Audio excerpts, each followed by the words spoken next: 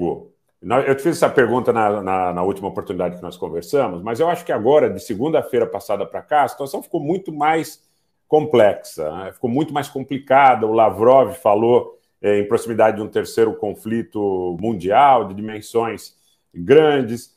Houve também essa última leva de declarações, que ele colocou palavras duras em relação ao Zelensky, ao governo israelense, uma possível reação de Israel, segundo a edição digital do jornal Haaretz, os israelenses estariam considerando o fornecimento de armas de maneira objetiva para a Ucrânia.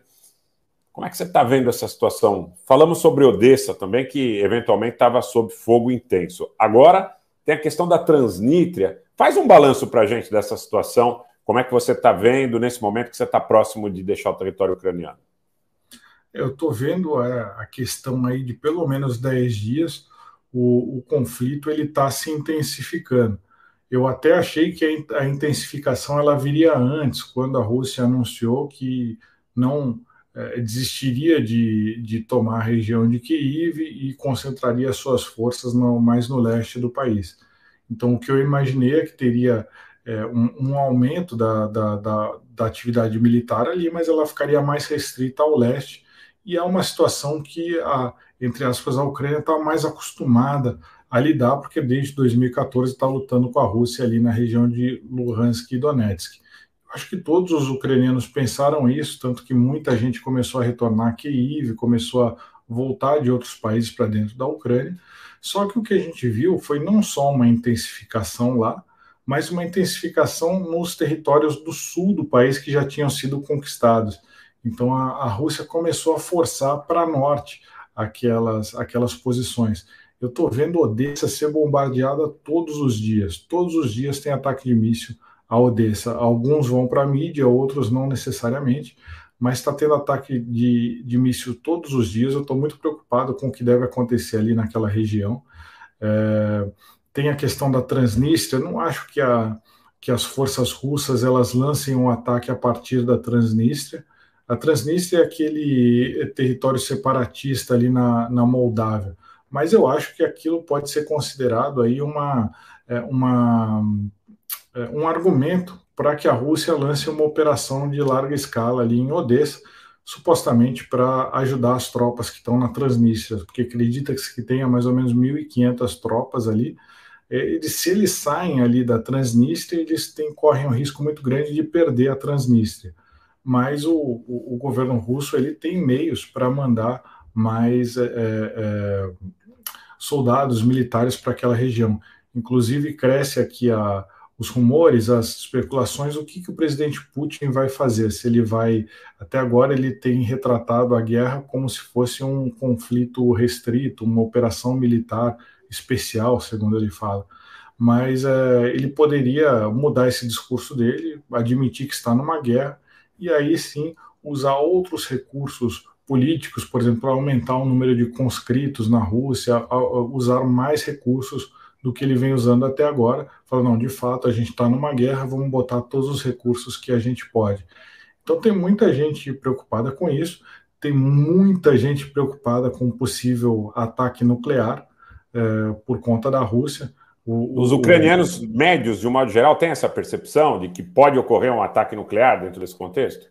Eu acho que os ucranianos médios eles não têm muita condição de fazer uma análise militar do que está acontecendo. Eles pegam muito do que está sendo falado na mídia, eles reproduzem no seu discurso o que está sendo falado na mídia. E na mídia está sendo falado que a Ucrânia vai ganhar a guerra. Então é isso que eles estão falando. Mas tem muita gente já considerando que a Ucrânia vai ganhar a guerra, mas para a Rússia não sair perdendo, ela vai jogar uma bomba nuclear na gente. Aí a gente não tem o que fazer. É mais ou menos esse que está mais ou menos o clima aqui, mas não necessariamente, e muito possivelmente, a Ucrânia não está ganhando, gente. Não é assim. A quantidade de atividade russa, a quantidade de... Eu acho que a artilharia russa ela está muito superior à artilharia ucraniana no campo de batalha. A gente vê um campo de batalha mais rural do que urbano no momento. Então, está fazendo diferença a superioridade aí de armamentos da Rússia. Então, não acho que essa propaganda de guerra que diz que a Ucrânia está ganhando, ela esteja correta.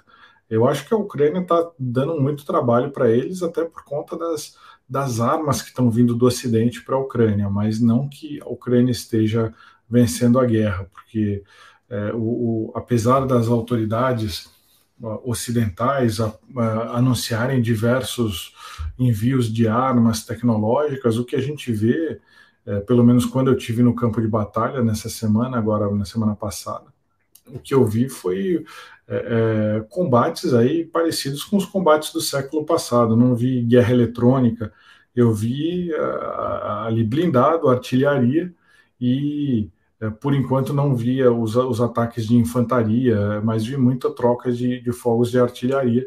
É uma coisa muito mais característica com o conflito do século passado do que com o conflito moderno, né? Mas eu sei, entrevistando militares ucranianos, que são os que eu tenho acesso, existe aí uma batalha de bastidores muito forte em relação à guerra eletrônica, ou seja, utilização de radares para você descobrir onde que está a artilharia do inimigo, você usar bloqueadores de sinais de drone, aqueles drones que vêm fazer reconhecimento, para o drone não poder fazer o reconhecimento.